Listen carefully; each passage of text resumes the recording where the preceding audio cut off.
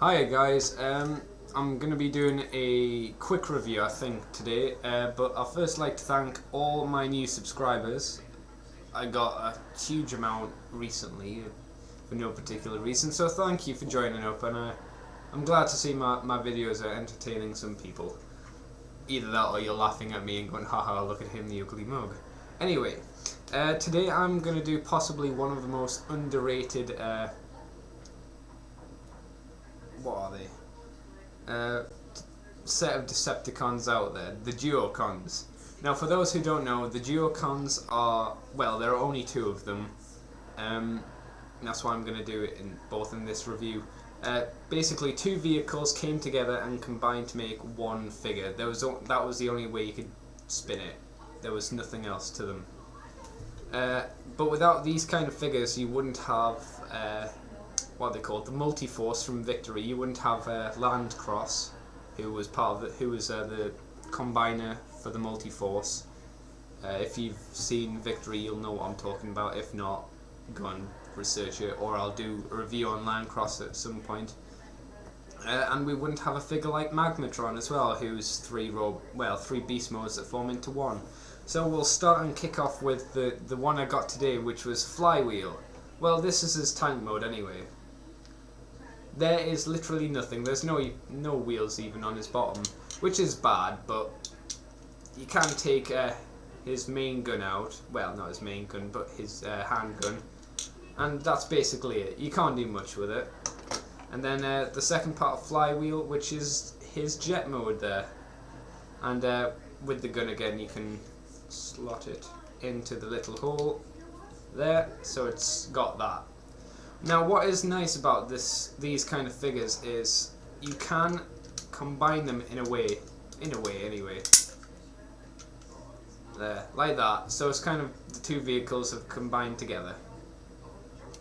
I mean, it's not desperately nice, but it's alright. Now, to transform them, it's very, very simple. You have that little knobbly bit there, and you simply place it into the hole on there, and it flips up. So with Flywheel, you can pull his arms out, and that's basically the body and the legs of Flywheel there. And then simply you connect these holes, those pegs into those holes in his back there. Just do that, which releases the thing and lets his head come out and his chest. Now, like Power Master Prime and Haikyuu, yeah, if you try and force the pieces open, you do have the possibility of breaking it, which is bad. So you need both pieces to really transform him. Now, what's good about Flywheel is he does have slight movement in his arm, which is more than Battletrap has, who I'll show you in a bit. Only problem really is he's quite dark. It would have been better if they'd put more detail on the face. Like, he's got really big eyes there, but they're brown, and because his head's brown, they don't stick out, which is a shame. But I really like Flywheel. He's one of my favourites. I don't know what it is about the Duocons, but I've always loved them. And Flywheel is the only Duocon that's ever made it into the show. And by show, I mean the introduction to Series 4, The Rebirth, where you see his plane mode and his tank mode combined together, him transform, he looks towards the camera, and it cuts off. Flywheel makes it in for about 3 seconds of the Headmaster series. Well, 9 seconds if you include the intros to each episode. So 9 seconds for Flywheel. And he doesn't talk. So he's in just as much as the Decepticon clones, really, Pounce and Wingspan, because they're barely in at all. But anyway, that's enough. That's Flywheel. Oh, good thing about Flywheel is he is really cheap. Really, really cheap. This is what makes these figures even better. I got Flywheel for about £1.90, and postage and packaging was about £1 for him. So I spent nothing, and he's complete. And he's in quite good condition. I mean, it's a bit of sticker wear, but the bad thing is I've found out that the screws he has are like brown and rusty. So that's the bad thing about this one. the thing that I'm slightly disappointed by. But anyway, moving on, we have Battletrap next, who is a helicopter and a little, I don't know, car van thingy, I don't know. And again, with his gun, you can take it off and shove it into the helicopter part, like that. And then if you want, again, now this one's slightly harder to put into the combined mode. You need to get his arms, which are at the side there, these bits here.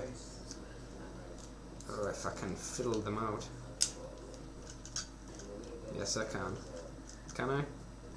I got one. This is why I don't like transforming on videos.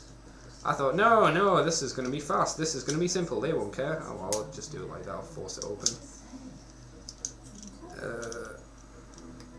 Hold it like that. See, this one's a lot harder to to get right. There we go. And that's him in his little combined vehicle mode. And then transforming him is exactly the same. Exactly the same, so I'm not going to bother. And we shove the gun into his arm. Good things about Battletrap compared to Flywheel is he is a lot brighter coloured, and you can see a lot more detail on him because of this. Like, especially in the face. Notice how his eyes are coloured grey instead of just like leaving them blue. So that makes him superior in that aspect. But those little bits there are his arms, which I really hate. I really wish they'd put in the effort to, I don't know, give them some mobility. Not mobility, what am I saying? Some articulation. That's right. But at least he's got the big propeller on his back, which is cool to spin. I always like spinning helicopter blades anyway.